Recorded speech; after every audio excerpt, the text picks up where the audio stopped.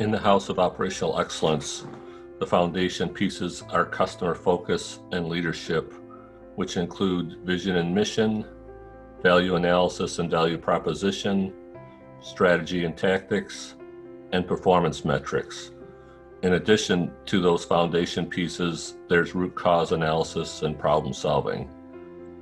The biggest issue I see in companies is that they're not good at root cause analysis and problem solving. So I put this as a foundation piece for operational excellence. Companies need to be good at problem solving. What I see mostly is companies put bandaid solutions in place. They don't get to the root cause, and 3 months later, the problem arises again, and they're fighting the same problems over and over and over again. In our operational excellence, there's a philosophy of organizational leadership that stresses problem solving. So this is one of the key elements to operational excellence. Regardless of the type of problem, we need to be good problem solvers, which means being excellent in cause and effect thinking. What is an effect? It's the outcome that is a result of a consequence or action. So if we take some action and we get some undesirable effect, then we want to understand what was the action that we took to create that undesirable effect. What is the cause? It's something that brings about that effect or result. What is the root cause? It's the initiating cause or of either a condition or a causal chain that leads to an outcome or an effect of interest. So to get to the root cause, we need to focus on doing the cause and effect analysis and get to the root cause.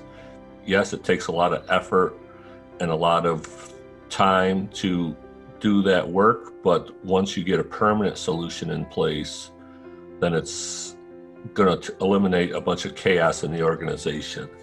If we can eliminate that chaos, then we can focus on doing more problem solving. So it becomes a snowball effect where we start out small. It takes some effort to start developing that cause and effect relationship or cause and effect logic. And once we start to get permanent solutions in place or permanent countermeasures, we can start to build on that, and more problems will go away. How do we know if we got to the root cause of the problem? So one of my rules of thumb is if the action that you're taking is putting another non-value added activity in place, you didn't get to the root cause.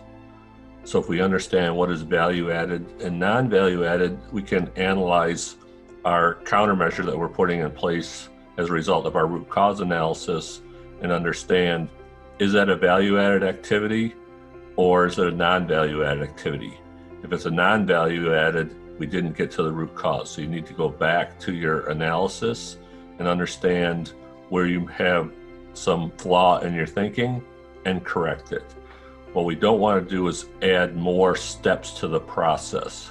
We actually want to eliminate steps, reduce the number of steps, integrate steps to streamline and improve the flow.